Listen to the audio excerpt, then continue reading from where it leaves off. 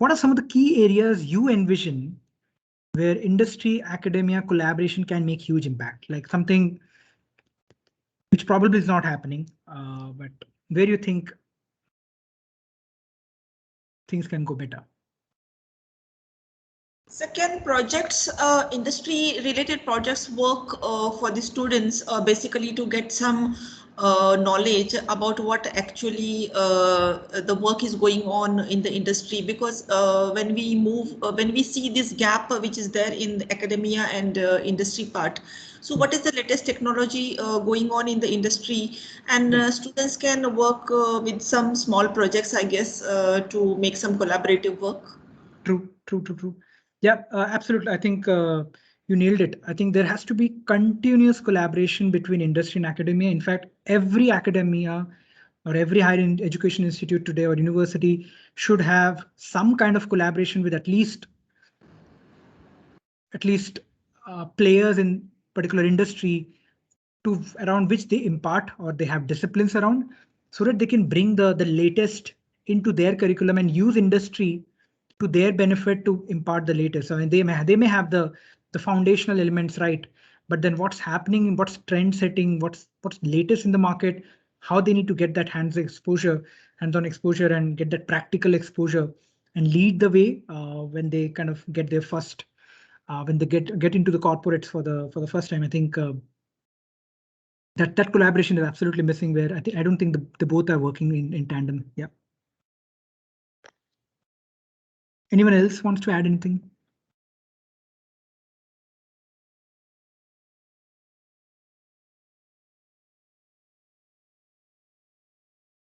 Okay, in that case, I'll just move ahead. So this is based on, again, what I've read, and I try to create a kind of a roadmap for implementation around 4 work streams, really. So I think first we'll look at the course, how our curriculum could be more flexible, and how industry academic collaboration can help here. If we look at the undergraduate programs, I think the internships at this point. If you look at the table, let me explain you the table. So what you see in the left side is generally the programs. Activities where the change is required is in the activity. Current state is what, based on my knowledge, my limited knowledge around academia, I have tried to plug in some of the pointers, but again, there may be pointers which are missing. I'll be happy to circulate this slide over to you, and you can add more as per your current state, and do a bit of gap analysis to find what the future state should be, so that you get your KPIs, you exactly know where you want to reach, what the end goal is. If you want to collaborate with academia on course standpoint or on curriculum standpoint, where we want to reach, what we want to achieve with industry, so that within a year you start to see good things happening. So for undergraduate programs, again, from course standpoint, I think internships today are very fixed. What could be done as part of future is making it, first of all, have credits associated with the internships. Today it's more like summer internships, go for 2 months in summer, use your time spent there. But I think it should be related to a credit which they could earn. It could be a 2-semester thing, it could be even a 1-year thing. In that case, you need to have a joint assessment between the faculty and the industry, and use online tools. I mean, the student don't need to come to the college every time. He can just be at a remote site away from the university and still get his credits done, given the kind of exposure and the project he's working on during his tenure with the university. Second is around having online UG programs with strong internships. I think for today, there's extensive full-time in-class learning, keeping some of the economically weak students away from learning, because they probably want to make money before they actually get to learning, because that really doesn't help the family. So I think as part of the transformation for undergraduate programs, I think percentage of curriculum should be delivered online, so that it gives flexibility to economically weak students to work outside, to work and learn together. And while they're working, they need to get paid, and that kind of collaboration or kind of relationship one need to have, so that the student is getting paid, which fund their studies and expenses. I think that kind of a portal we want to reach. I know it's a very ideal state, but that's where we probably want to reach so that it caters to all segments of the society. For postgraduate programs, uh, I think there are a couple of pointers in NEP already mentioned, but I think currently what's happening is most of the industry employees, unless and until their particular organization doesn't have a collaboration with an institute, it's really hard for them to get the highest quality of education while working. There are some exec programs, but they're not really the latest. They don't have a lot of case studies or problem solving involved. Even if you want to upskill yourself, you still get limited to the workspace, but you really don't get to work a lot of with projects, with people, collaboration, contribution becomes really less. So I think PG projects should target industry personnel, first of all, and should be modular. I think it should allow multiple entry exit options. It should allow a person to take courses from the workspace and do the project at the workplace, and make it more easy for anyone to learn, have a lifelong learning with the institution of highest level of education being imparted, and not like namesake.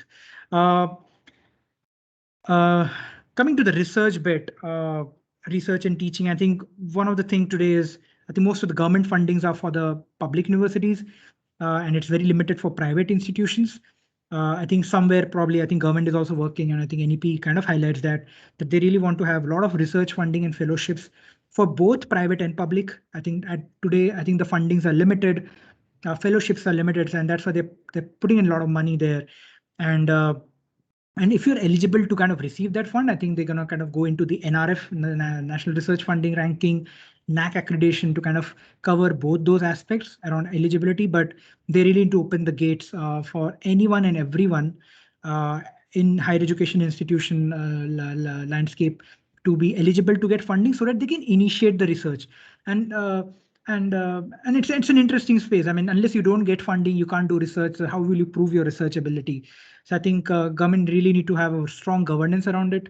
They need to have the ROI kind of an aspect every year to measure if certain lakhs or crores of money have been given for a certain project, what really came through it. And that's why industry collaboration would be critical, where they can work with industry and industry can impart their knowledge around commercialization, around IP, around patenting, so that those research really see the light at the end of the day, and just don't go into the library, into shelf as a thesis. So I think that is where I think NEP really wants to govern universities stronger. Around fellowships, I think today's given fellowships are limited from government standpoint. I think industry can really help here. Uh, industry governed fellowships is the way forward, which is very predominant in other countries, in US, Canada especially, where a lot of research chairs, faculties are getting funded directly by the industry. Like they're like the firm name industry chair. Like for example, if it's Shell, who kind of does a continuous collaboration project with the faculty in the university, they call the Shell research chair. And they kind of fund the entire group of research. So that is important. I mean, awarding fellowships and getting that fellowship from the industry directly to kind of help with a lot of stuff. And I think the last one around funding for research at various levels. As I said, I think funding should just not be pertaining to pilot projects and sub-pilot projects.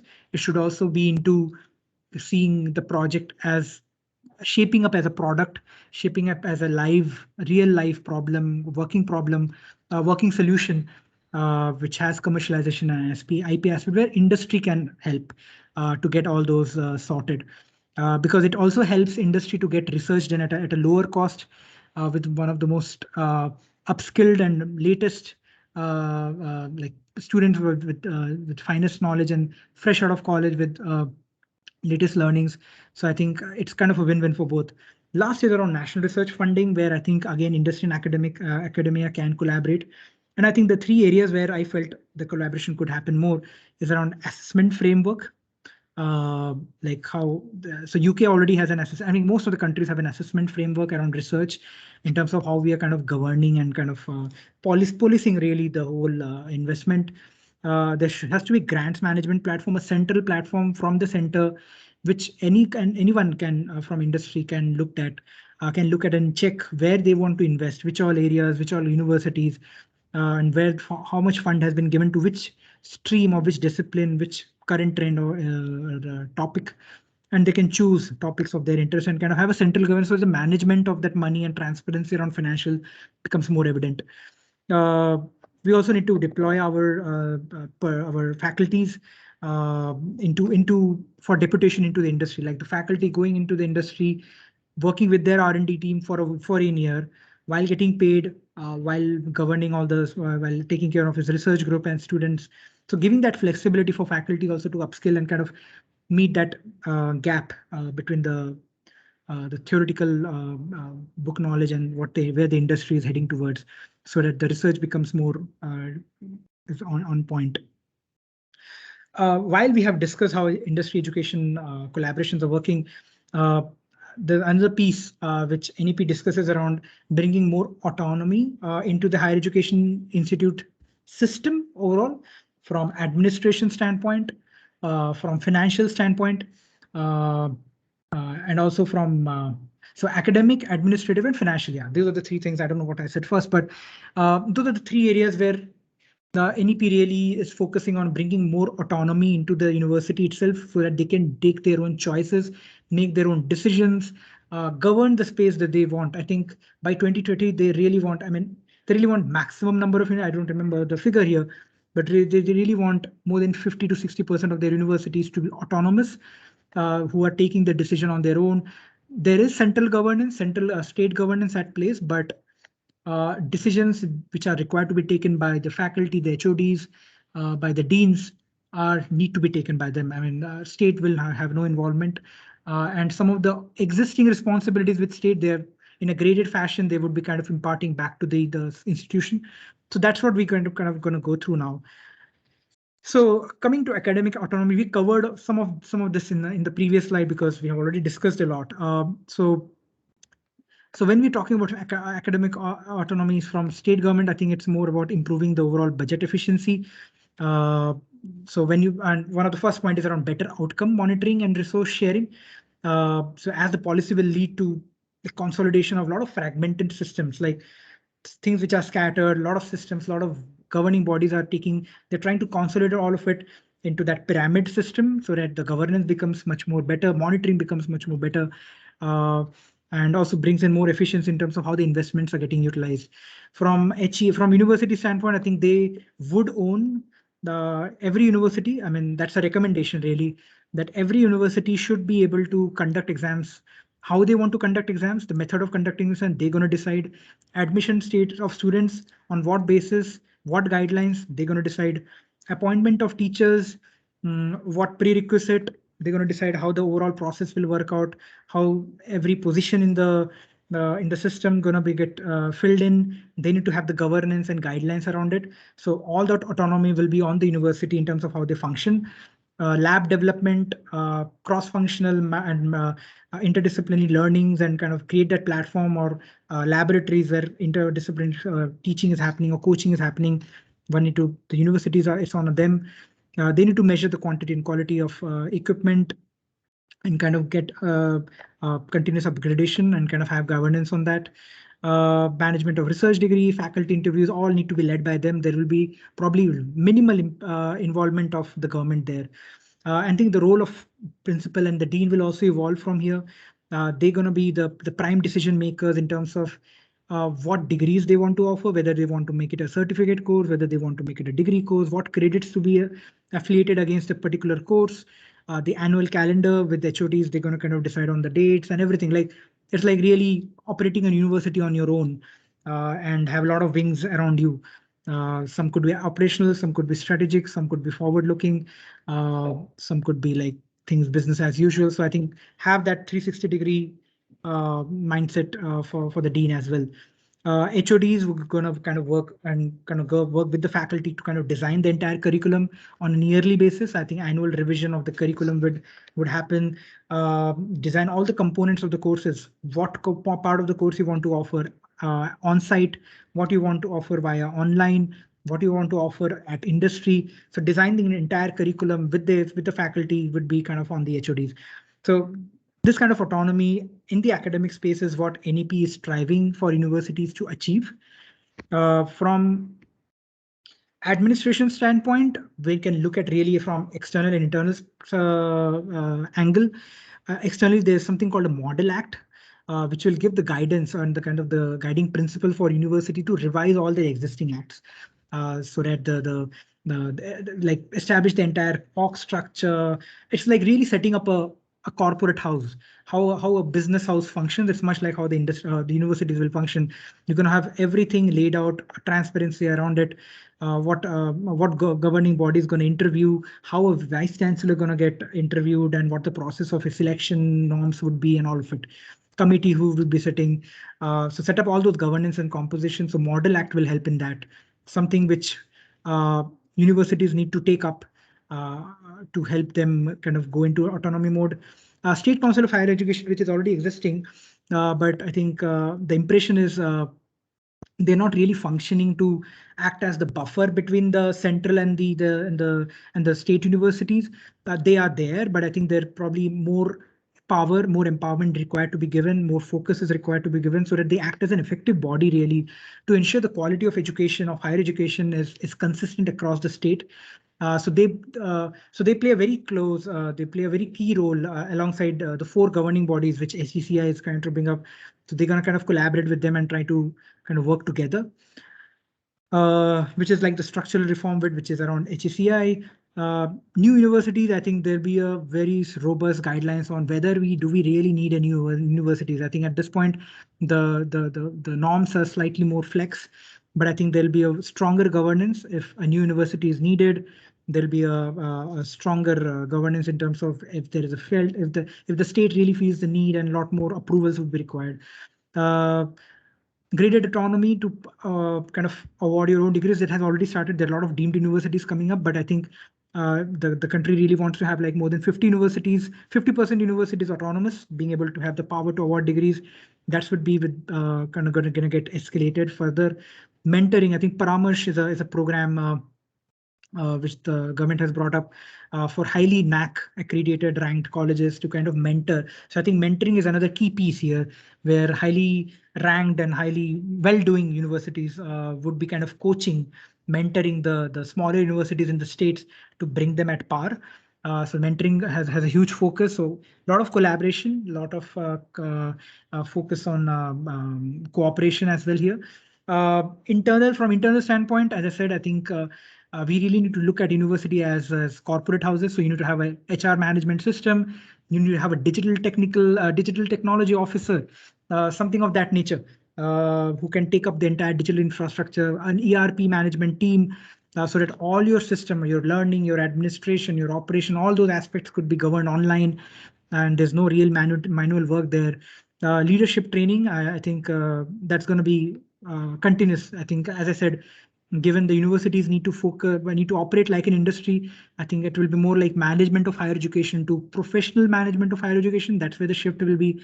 VC selection dean, I think that has been very clearly highlighted in the book around. They need to have a very robust selection process to ensure like highly qualified and eminent panel sits in the search committee.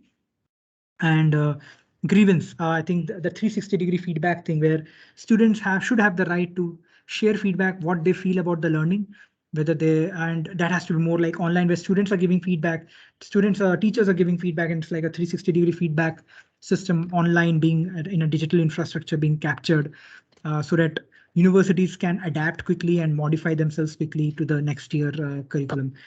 Coming to the last one around financial autonomy, a robust, I mean, the need is for having a robust financial model, huge focus on transparency, audit, and how the institutes can have more educational loans for students from backward classes without much collateral. So educational loan are for students, I mean, rather than limiting the revenue and making student, I mean, that's another point where recommendation which came through, like, rather than limiting the fees itself, like not making any revenue from the students, why not facilitate loans, or why not collaborate with industries to help them with some kind of fee and have some kind of fees to kind of tag along with them for economic backward classes, so that they can also make their needs meet.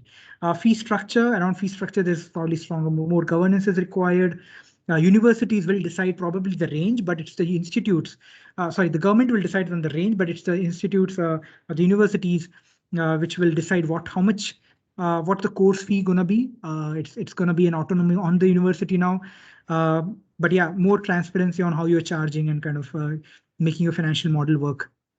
Scholarships, again, it's already ongoing, but I think tuition fee waivers should be prerogative for HE management board. They need to have a lot of scholarships with the industry, and you should be encouraged to announce some more scholarships in partnership with industry. I think there's a lot more focus on the scholarships here.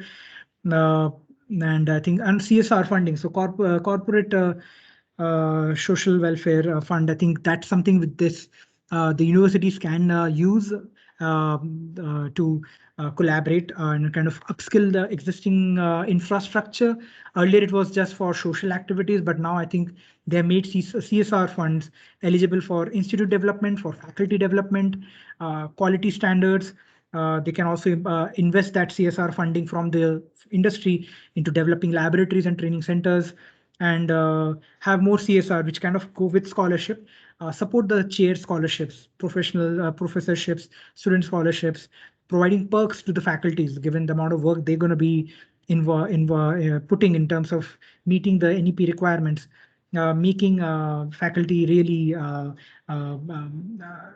energetic and energized in terms of what they're doing, fund some of the industrial visits, skill upgradation. So I think one of the other aspect is I think they really want to, as I said, I think they want to have like a national examination for faculties, much like the civil services exam. They want to have like one single central recruitment platform for recruiting the most highly skilled, highly passionate faculties to meet that 3.3 million gap of faculty which is required in the country today to improve our gross enrollment ratio. So I think that's where I think CSR fund could help. Uh, Funding from NIRF, I think research funding for, I think we have already discussed that project could be mobilized now. I think it's on the project owner really. I mean, if you are the research chair, you decide how you want to investigate the entire project. So you govern it, and also internationalization. I think that is important. I think global universities coming to India, Indians setting up global campuses across abroad where students are getting to do part of their courses abroad and getting that exposure with other students of co-learning and collaboration. I think that's also one of the autonomy which universities themselves can take rather than being dependent. So I think that's around autonomy. Finally, on the restructuring bit, I think given we have already gone through a lot, uh, there's restructuring required at every level. And I'll just pause here. Like, any questions at this point before I go forward? Anyone wants to ask any question, have any doubt? I'll just pause for a minute. And before we go to the next slide, we're pretty much nearing the end.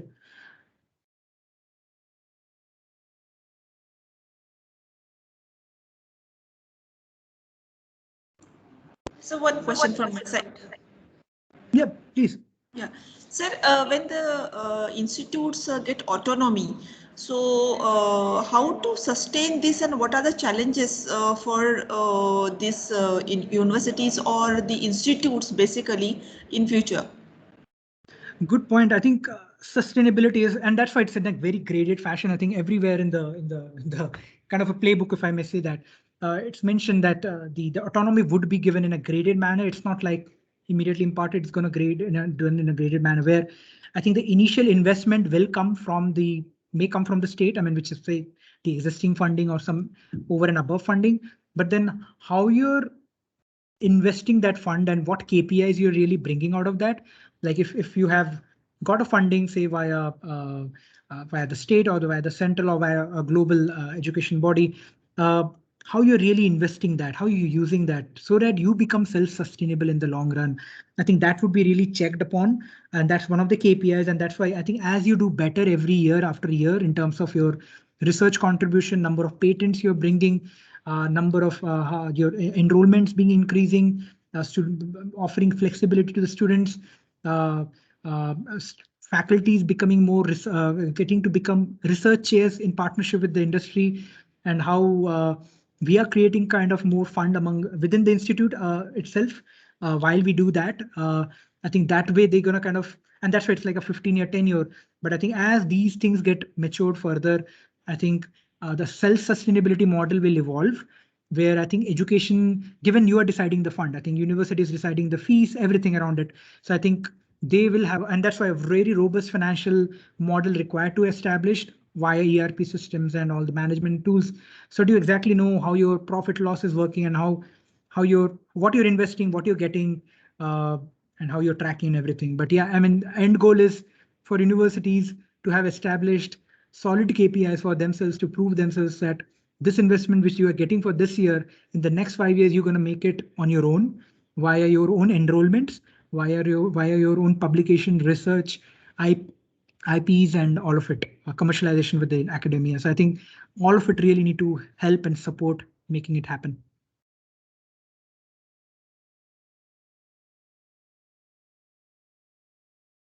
Was I able to answer your question? Sorry. Yes, sir. Thank you so much. Okay, so moving forward, so this is more like, this is again a change management piece.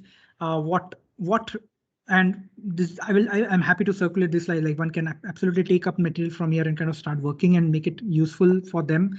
But from curriculum standpoint, I think there is work around design, model, and pedagogy. And we have already discussed through a lot here, like what kind of, like how you want to design the course.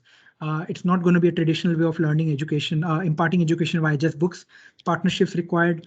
You need to have vocational training, life skill learning, meta skill learning, all need to be imparted. Multidisciplinary learning, all need to be incorporated. So design is a critical. Model would be more like what credits you're giving to, what micro credentials or elective credits you're kind of offering across your curriculums. I think that model need to be developed. And also the upskilling, reskilling thing, I think need to have some kind of credentials around it.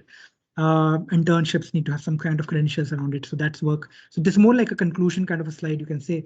Around pedagogy, I think we cannot, I think all faculties need to leverage all the platforms around technology and put more focus on collaborative projects. Around faculty, I think there has to be more transparency on recruitment. There has to be well balanced of workload. We need to have strategies where we can get money and kind of acknowledge the overall research and make it more self-sustainable. We provide flexibility to the faculty in terms of how they want to design the course. From development standpoint, I think again huge focus, build like 360 degrees feedback system between student and faculty, have continuous learning programs, have mentorship program for faculty. So faculty from one institute be getting mentored from a global professor by a global professor or a national professor for him to kind of uplift. So a constant monitoring kind of at a periodic level, say on a monthly level, is kind of connecting with one of his mentor, a coach, in terms of how he can upgrade himself, his curriculum, his learning, and everything. And some of the universities, as you see in the right side, has already started to kind of focus on that. Like Mahindra University has already facilitated interdisciplinary learning. They're bringing liberal arts into STEM courses. Ashoka University, they have 21 interdisciplinary courses in offer across all discipline. Like undergraduate student can choose his own courses. It's not that he gonna only do these set of courses. He can choose any course out of those 21 courses, and they are from every discipline. They've also partnered with the France B School, HEC, to design an academic program and research program. So this collaboration is important here. So I think collaboration, faculty development is all happening. Curriculum-based development has started to happen. Some of the front leaders here are listed here. IIT Delhi, they have set up New Zealand centers. They have kind of campuses for New Zealand universities in IIT Delhi. So 8 universities have set up their, have tied up with them and kind of have a center in IIT Delhi. They're also investing $50,000 to boost research in the area of cybersecurity, waste management, healthcare systems, and engineering. So IIT has already started to partner with global universities to kind of bring up the collaboration index and the research index. Coming to research, I think we have already gone through it. I think the sustainable development goals required to be met, so involving the vocational training thing, having a virtual research platform, kind of a research platform where like a central management platform for all research funding, how it's getting used, one can easily track it, like how the government funding is getting utilized, and having a central repository for all of that where private players can also plug themselves. Uh, Around funding, building sustainable funding models. As you said, the previous question was around how can we develop where the universities can self-sustain themselves and not always being dependent on university and state funding. I think really they need to develop that funding model among themselves. So they really need to have a kind of a chief financial officer among themselves within themselves, where the dean can kind of collaborate with them and kind of come up with a sustainable financial model for a long tenure to meet that Vision 2040 kind of goal. They also need to engage with the entire local system. Like if that particular university in a city, they need to have strong collaboration with every industry in that city, with every societies, so that they exactly know what industry needs, and their students coming out of that university are enrolled to that, get that exposure to that. Partnerships, key aspect, as I said, I think everyone's pretty much there around partnership and mentoring. Funding models, I think we need to have developed low cost funding models initially, how we can kind of self-sustain ourselves in smaller area and then take bigger strides. So I think a lot of work is required on a financial autonomy from university standpoint. I think deans have a huge role there to act as a strategic advisor, financial advisor in every aspect of the work. Some of the things which are happening in the country, GOI, Government of India, came up with the Manodarpan to kind of you must most of you may have already known about it. It's around psychological support. I think mental well-being is getting more emphasis for students and for faculties. So yeah, work-life balance, emphasis on mental well-being is all getting taken care of. And I think such centers need to be established by universities too, at their own local centers where student can counsel themselves and can get a counselor to talk through and have a coach and mentor for each student and faculty to kind of go through that. So really things are operating at an institutional level now for every universities. IIT Roorkee and TAPME partnered with Coursera during pandemic, during April of this year and I think August of last year, to launch a lot of new online certification programs via Coursera, and they have credits associated with it. TCS collaborated with Telangana State of Higher Education to provide free courseware to 1,500 higher education institutes in Telangana today. So that's a very solid example of how state governance was able to collaborate with industry and try to bring in free courseware for learning for higher education institutes across the state. HDFC Bank, a huge corporate banking sector firm, partnered with 50 technical business schools to kind of harness emerging and fintech ideas with the university with the business schools. Infrastructure wise, I think there's work required from teaching aspect. We have already learned through how we can go digital and how we can impart education in a more digital manner.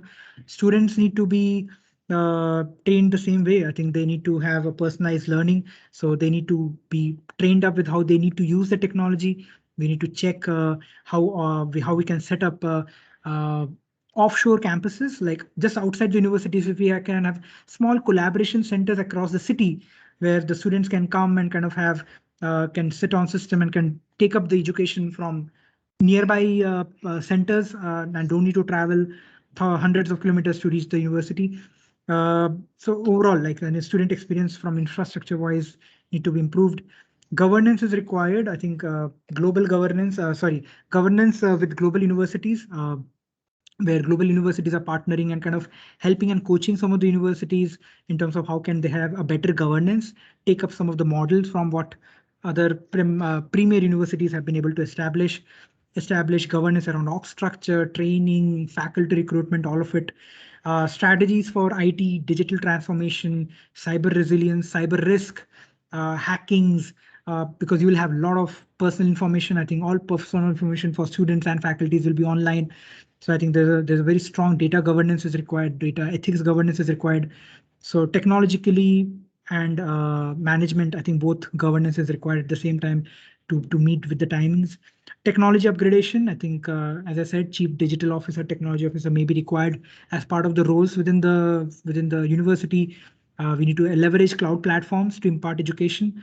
and infrastructure we have already discussed. But some of the other success stories which I can show, which I found is around Galgotia University. They have introduced a learning management system. They have rolled out a new learning management system during pandemic so that a student can check they get the picture of entire learning in one system, what they have done, how many hours do they have, by when it's due. It's all governed online. I am Bangalore. When I say chief technology digital officer, it's really happening. I am Bangalore onboarded a chief risk officer to oversee preparedness against enterprise level threats. As I said, the cyber risk, given the evolution of technology, the cyber threats will only evolve.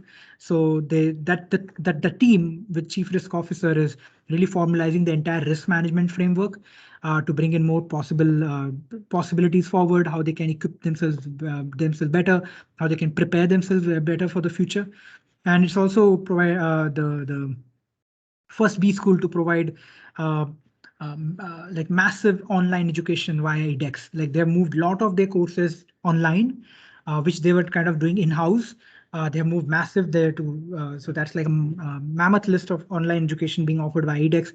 So a lot of students are getting credits while they're kind of at home and learning online. These three, I am Kozhikode, I am Ahmedabad, I am Udaipur. They have started to kind of leverage data and analytics to kind of measure student engagement. So like the 360-degree feedback thing, which I had spoke about, could be integrated with the learning management system itself, where you can get day-to-day update on what the student is feeling, get the feedback.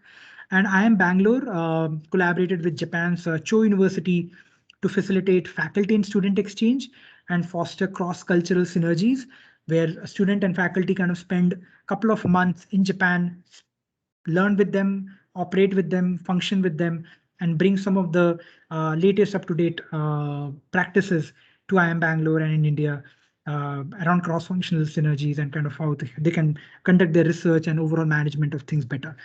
So these are some of the success stories which are happening. There are probably more. These are some of the Indian ones. Outside India, there are probably more examples. These are some of the frontline Indian examples which I could find, which I tried to list here.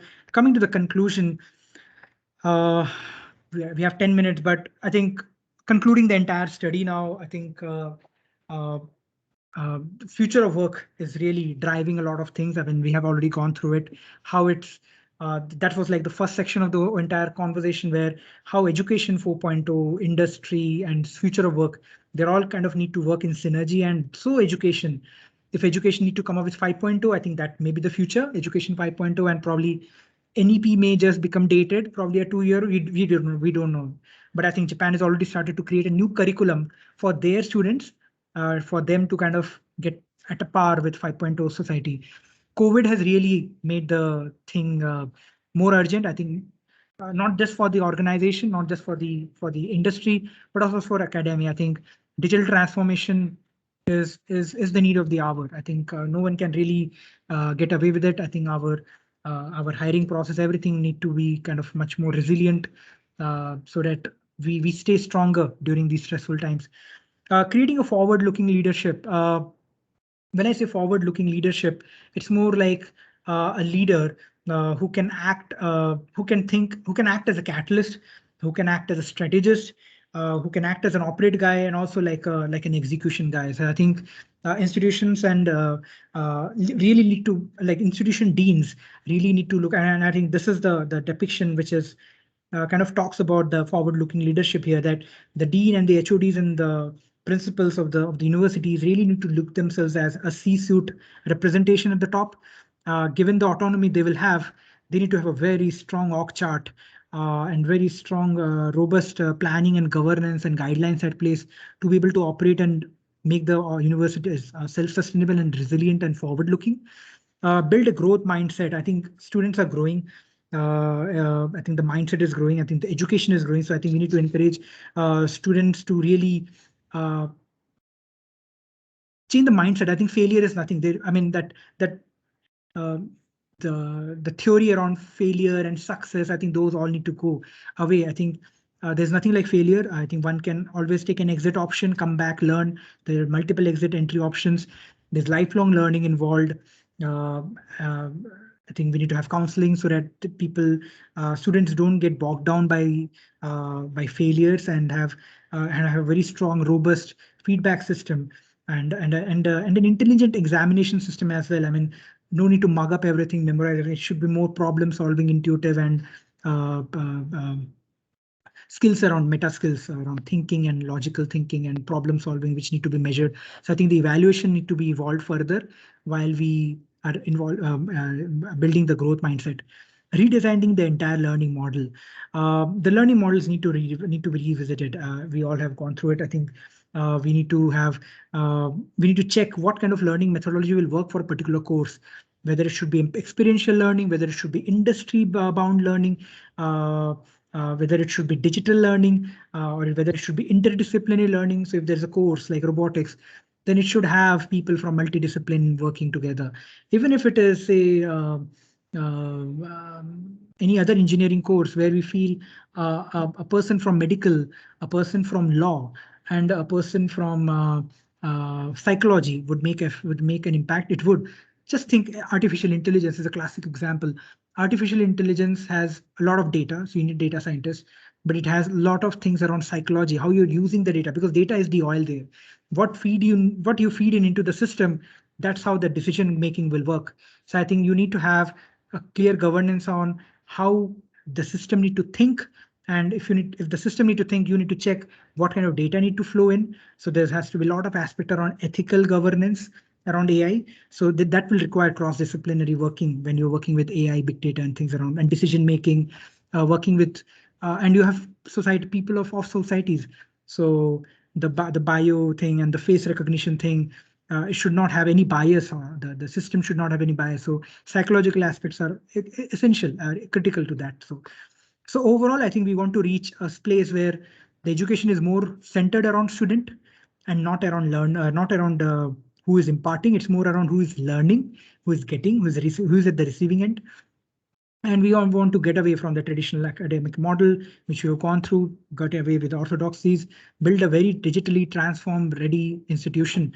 I think most of the people are still here. They're still thinking they want to do leverage technology. They want to have that. But I think we have to reach here where you're already ready. There's not much time really. I think in a few years span, every higher education institute should be digitally ready, should have an ERP system, should have a learning management system, and everything on digital and online. We have to reinvent and invent the overall experience. I think given student-centric, student centricity is what we're talking about. So I think student experience is important. So a good mentoring, coaching, counseling systems need to be established, which probably is lacking today in our education system. And have a lot of partnerships. I mean, it's just not a one-man job. It's an ecosystem where industry need to collaborate, partner, contribute.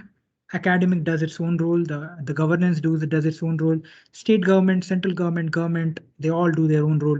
Faculty do their own job. Students do their own transformations. I think it's an evolving space. There's a lot of work required at every level of the pyramid, which has been very nicely shown by FICCI paper around how strategy is at the center, and how curriculum, faculty, research, partnership, infrastructure, the pillars of the Vision 2040 education, and how funding, government, and technology going to be at the base. They're like the foundation. Without funding, without government and governance and strong leadership and autonomy, and without technology, you cannot really bring in the latest here. So I think with that, I'll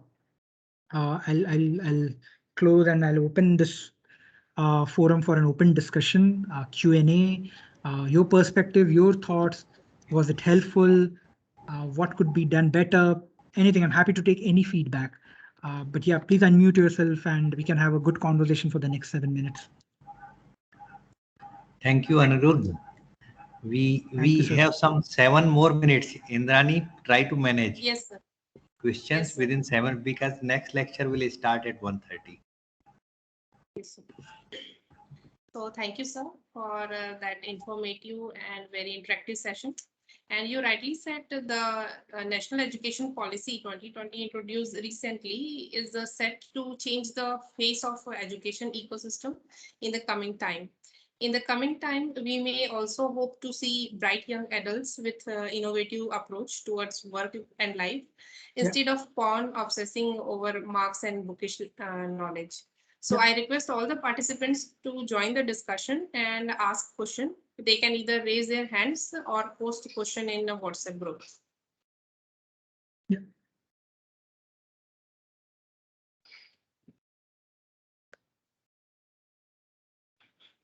So kindly unmute yourself and ask the question.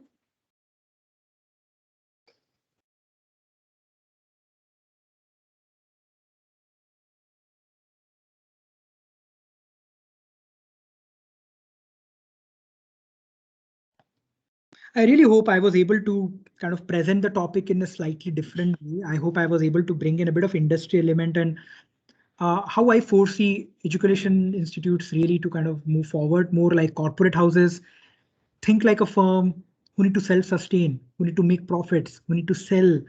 Uh, like those kind of KPIs need to be on top of the higher education institute's mind. And according to that, they need to have every guideline, they need to revisit every act, every guidelines, every governance in place and make it uh, like really industry 5.0 ready, society 5.0 ready, um, job skill 5.0 ready, and whatever is like really matching it with the future of work, future of industry, future of education. So I think and institutes have a huge role here, and the gap is huge at this point. I think current landscape looks.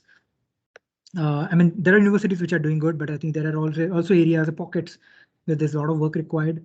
So I think there's a joint effort required to kind of meet the vision 2040.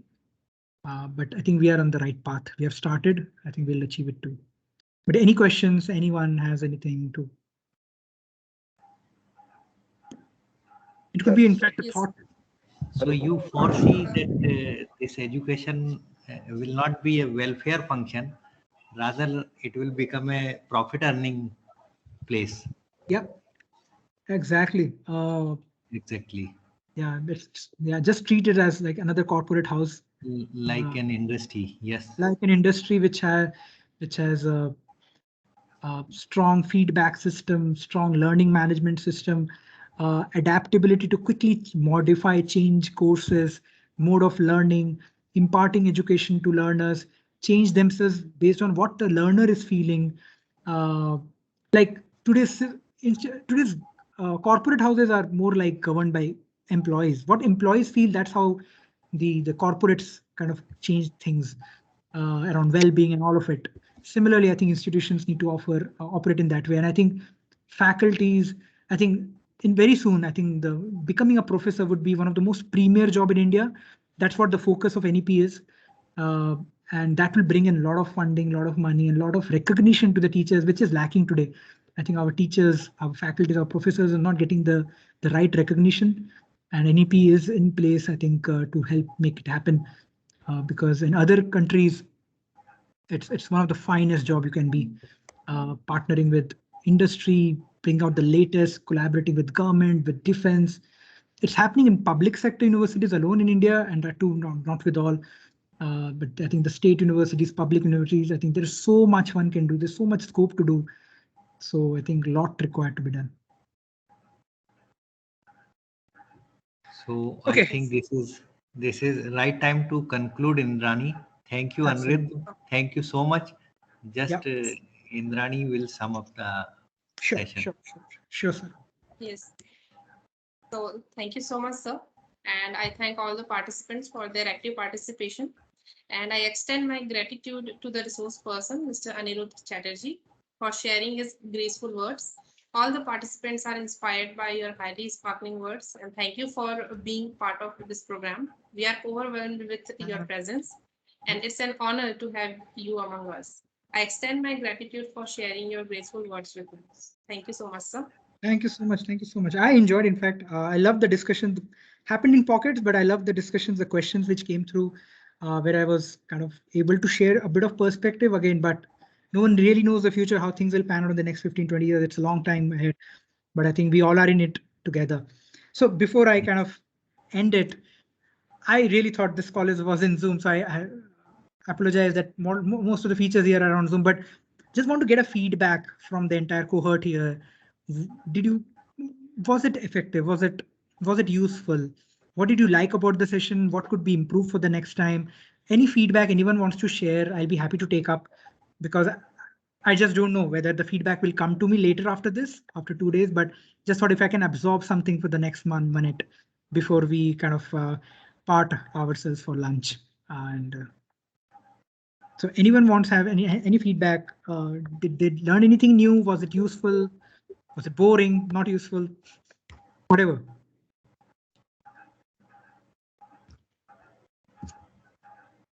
So I can see in the WhatsApp group, sir, all the participants are very happy with the session and they are appreciating the efforts you make. And thank you so much for that, sir. And participants so definitely get benefited from this particular session. Thank you so much. Thank you so much, ma'am. Thank you so much. My honor, my privilege. Thank you so much. Let me know. You can always reach out to me in case you have questions. I'm happy to talk anytime in the future. Thank you, sir. I'll share your contact details with participants. Maybe Sure. some of them will try to contact you. Absolutely. Happy to, sir. Sure. Thank you so much, sir, for sparing time to this institute. Thank you. I'm very young. I'm very young. Yeah. Thank you, sir. Thank you, sir. Thank you, Okay. sir. Have a nice